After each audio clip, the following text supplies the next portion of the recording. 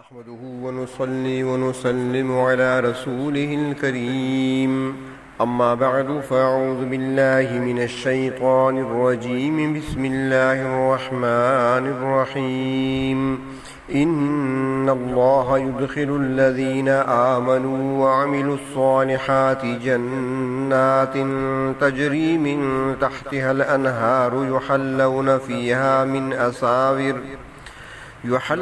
فيها من أساور من ذهب ولؤلؤا ولباسهم فيها حرير وهدوا إلى الطيب من القول وهدوا إلى صراط الحميد إن الذين كفروا ويصدون عن سبيل الله والمسجد الحرام الذي جعلناه للناس سواء العاكف فيه والباد ومن يرد فيه بإلحاد بظلم نذقه من عذاب أليم صدق الله مولانا العظيم اللهم صل على سيدنا محمد وعلى آل سيدنا محمد وبارك وسلم۔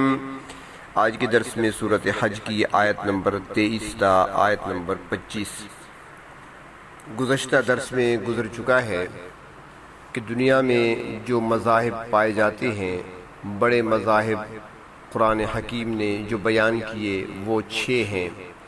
ان میں سے ایک اہل حق کا مذہب ہے اور باقی باطل ہیں، یعنی ایک مذہب رحمانی ہے اور باقی شیطانی ہے، اور دونوں قسم کے دعوے دار موجود ہیں، یعنی جو حق بھی ہیں وہ بھی دعویٰ کرتے ہیں کہ ہم سچے ہیں، جو 5 مذاہب والے باطل پہ ہیں وہ بھی دعویٰ کرتے ہیں کہ ہم سچے ہیں۔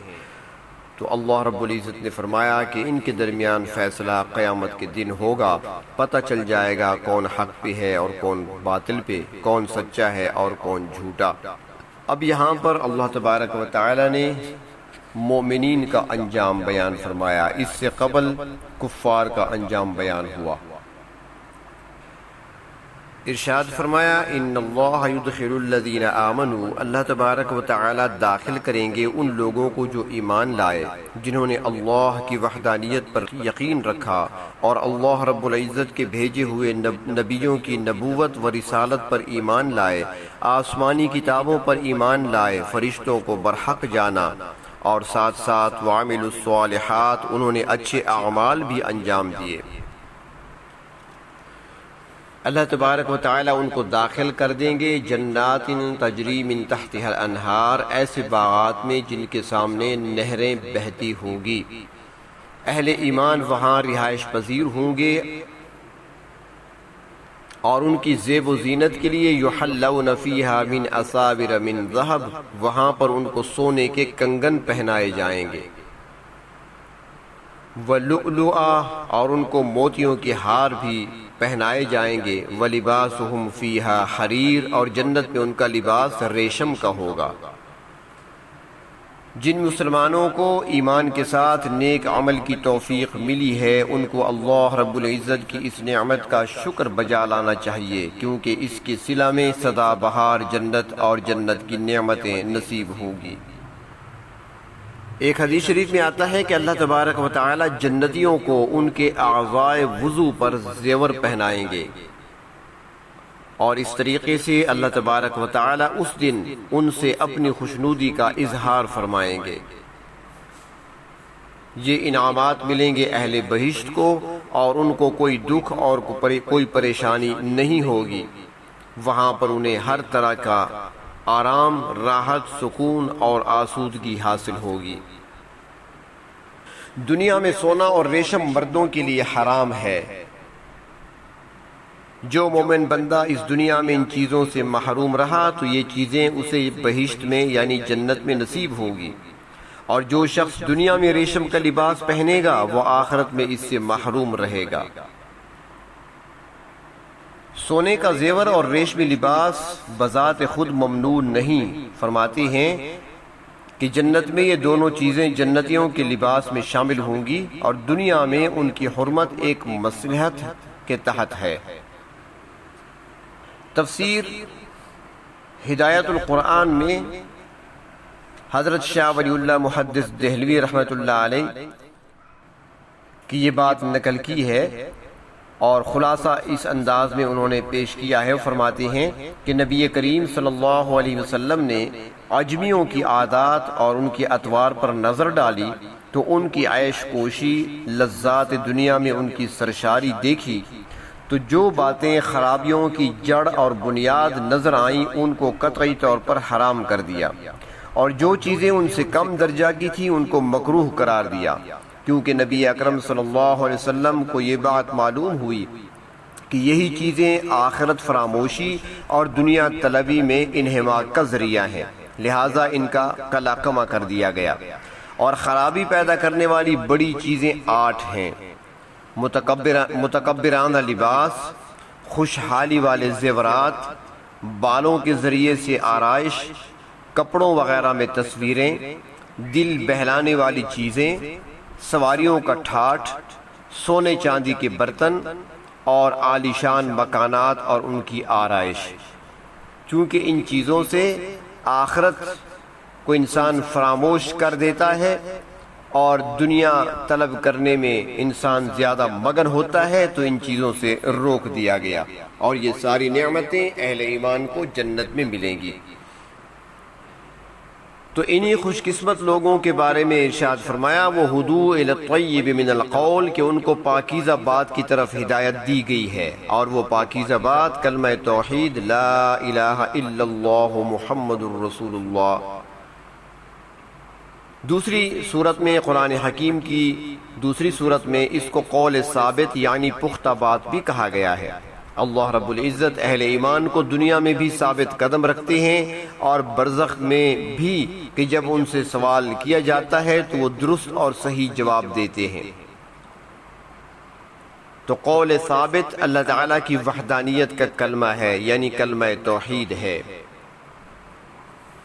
تو ایسے لوگ اللہ تعالیٰ کے کلام پاک کی تلاوت کرتے ہیں اور اسی سے انہیں ہدایت اور رہنمائی حاصل ہوتی ہے۔ اور فرمایا وہ ہدوء الی صراط الحمید، اور ان کو اچھے اور پسندیدہ اور تعریفوں والے راستے کی طرف ہدایت دی گئی ہے۔ یہ راستہ ایمان کا راستہ ہے، اسلام کا راستہ ہے، توحید کا راستہ ہے، اللہ کی شریعت اور اللہ کے بھیجے ہوئے دین کا راستہ ہے جو انہیں دکھایا گیا ہے، اور اسی پر وہ گامزن ہیں، اور اللہ رب العزت کی خوشنودی حاصل کرنے کا بھی یہی راستہ ہے۔ اسی راستے پر چل کر ہی اہل ایمان جنت میں پہنچیں گے۔ اور نبی اکرم صلی اللہ علیہ وسلم کے فرمان کے مطابق اللہ رب العزت کی تسبیح اور اللہ تبارک و تعالیٰ کی پاکی اور تحمید ان کی زبانوں پر اس طرح جاری ہو جائے گی جس طرح کوئی انسان بے اختیار اور بغیر کسی ارادہ کے سانس لیتا ہے۔ اسی چیز کو پاکیزہ قول فرمایا ہے جو تعریفوں والے پسندیدہ راستے پر چل کر حاصل ہوگا۔ اب مشرکین مکہ سے خطاب ہے، اور قرآن حکیم کے اولین مخاطب یہی لوگ تھے۔ یہ خود بھی گمراہی پر جمے ہوئے تھے اور دوسروں کو بھی اللہ کے راستے سے روکتے تھے، ایمان قبول کرنے والوں پر ستم ڈھاتے، یہاں تک کہ وہ مکہ مکرمہ چھوڑ دینے پر مجبور ہو گئے۔ تو ان لوگوں کو اس کا انجام سنایا جا رہا ہے اور ان کی مذمت بیان فرمائی جا رہی ہے۔ ارشاد فرمایا ان الذین کفروا، بے شک وہ لوگ جنہوں نے کفر کیا، ویصدون عن سبیل اللہ، اور جو روکتے ہیں اللہ کے راستے سے۔ میدان بدر میں کفار کے آنے کا یہی تو مقصد تھا کہ لوگوں کو اللہ کے راستے سے روک کر کفر کے راستے پر ڈال دیا جائے اور اسلام کی بجائے کفر کے پروگرام کو غالب کیا جائے۔ فرمایا والمسجد الحرام، اور وہ مسجد حرام سے بھی روکتے ہیں، اور اس کی مثال سن 6 ہجری کا واقعہ حدیبیہ ہے۔ نبی اکرم صلی اللہ علیہ وسلم سن 6 ہجری میں اپنے 1400 صحابہ رضی اللہ عنہم کے ہمراہ عمرہ ادا کرنے کی نیت سے مدینہ منورہ سے مکہ مکرمہ تشریف لا رہے تھے۔ قربانی کے جانور بھی ساتھ تھے۔ تقریباً تمام لوگوں نے احرام باندھ رکھے تھے، مگر کفار مکہ نے حدود حرم یعنی حدیبیہ کے مقام پر روک دیا تھا۔ آج کل وہاں پر اس مقام کو شمیسی کہا جاتا ہے، مشہور جگہ ہے، مشہور واقعہ ہے، اور جدہ سے مکہ مکرمہ جاتے ہوئے راستے میں ہی وہ مقام آتا ہے۔ اسی وقت مسلمانوں کو بڑی پریشانی لاحق ہوئی کہ اتنا دور دراز کا سفر اختیار کرنے کے باوجود وہ اللہ کے گھر کی زیارت سے محروم ہو رہے تھے۔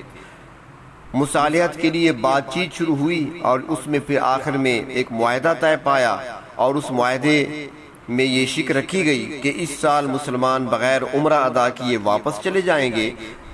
ہاں یہ ہے کہ آئندہ سال عمرہ کرنے کی اجازت ہوگی، مگر وہ بھی 3 دن سے زیادہ مکہ مکرمہ میں قیام نہیں کر سکیں گے۔ چنانچہ نبی اکرم صلی اللہ علیہ وسلم نے اور آپ کے صحابہ نے قربانی کی جانور حدیبیہ ہی میں ذبح کر دیے، وہیں پر احرام کھول لیے اور وہیں سے مدینہ منورہ واپس تشریف لے آئے۔ تو فرمایا کہ یہ لوگ اس حرم پاک سے روکتے ہیں، الذی جعلناہ للناس سواء، جسے ہم نے تمام لوگوں کے لیے برابر قرار دیا ہے، یعنی اس سرزمین پر تمام اہل ایمان کے یکساں حقوق ہیں، اور اس لحاظ سے اس خطہ کو وقف کی حیثیت حاصل ہے۔ تو پھر مشرکوں کو مسجد حرام سے روکنے کا کیا حق پہنچتا ہے؟ اللہ تعالیٰ نے فرمایا وما كانوا اولیاء، یہ تو مسجد حرام کے متولی نہیں ہو سکتے، کیونکہ اس کے متولی تو وہ ہو سکتے ہیں جن میں تقوی ہو، جن میں ایمان ہو، اور یہ تو مشرک ہیں۔ تو حرم کا جو خطہ ہے یہ تمام اہل ایمان کے لیے یکساں ہے، خواہ وہ دنیا کے کسی بھی علاقے سے تعلق رکھتے ہوں۔ العاکف فیہ والباد، وہ حدود حرم کے رہنے والے ہوں یا باہر سے آنے والے ہوں، سب کے حقوق برابر ہیں اور کوئی کسی کو اس میں داخل ہونے سے نہیں روک سکتا۔ اور دوسری بات یہ بیان فرمائی کہ وَمَن يُرِدْ فِيهِ بِإِلْحَادٍ بِظُلْمٍ، جو کوئی اس خطہ مقدس میں ظلم و شرارت کے ساتھ کج روی اختیار کرے گا، یعنی شرک، کفر، بدعت، قتل و غارت اور اللہ کی نافرمانی جیسے جرائم کا ارتکاب کرے گا، فرمایا نذیقہ من عذاب علیم، ہم اسے دردناک عذاب کا مزہ چکھائیں گے۔ بعض اوقات، بعض خطے اور بعض زمانے کے لحاظ سے اعمال کی جزا اور سزا میں فرق پڑ جاتا ہے۔ مثلا مسجد حرام میں 1 نماز ادا کرنے کا اجر دوسری جگہ کی 1,00,000 نمازوں کے برابر ہے۔ اس طرح مسجد نبوی میں 1 نماز کا ثواب 50,000 نمازوں کے برابر ہے۔ اور پھر بعض زمانوں میں گناہ کا ارتکاب کرنے سے اس کی سزا بڑھ جاتی ہے، جیسے حرمت والے 4 مہینے، تو ان پاک مقامات پر گناہ کی سزا بھی ڈبل ہو جاتی ہے۔ تو یہاں پر کفار مکہ کی مذمت بیان فرمائی گئی ہے کہ کفار مکہ خود بھی دین اسلام کے منکر ہیں اور چاہتے ہیں کہ اور بھی کوئی اللہ کے راستے پر نہ چلے۔ وہ اسلام قبول کرنے والوں پر ظلم و ستم ڈھاتے ہیں اور ان کو اسلام سے روکتے ہیں۔ ان لوگوں نے مسلمانوں کے لیے مکہ کی سرزمین تنگ کر دی ہے۔ وہ مسجد حرام کے زیر سایہ مسلمانوں کو ترقی کرتے ہوئے نہیں دیکھ سکتے، حالانکہ مسجد حرام میں سب کا حق ہے، مگر وہ مسلمانوں کے حق میں کسی بھی طرح روادار نہیں کہ وہ اللہ کے اس گھر میں اللہ کا نام لیں۔ تو فرمایا کہ یہ لوگ کان کھول کر سن لیں کہ جو بھی اللہ کی اس مسجد میں ظلم اختیار کرے گا، کج روی سے کسی بھی غلط کام کا ارادہ کرے گا، تو اللہ تبارک و تعالی اس کو یقیناً دردناک عذاب کا مزہ چکھائیں گے اور وہ اللہ رب العزت کی گرفت سے بچ نہیں سکیں گے۔ اللہ تبارک و تعالی اپنی اطاعت نصیب فرمائے اور اپنی نافرمانی سے ہماری حفاظت فرمائے۔ وآخر دعوانا ان الحمد للہ رب العالمین۔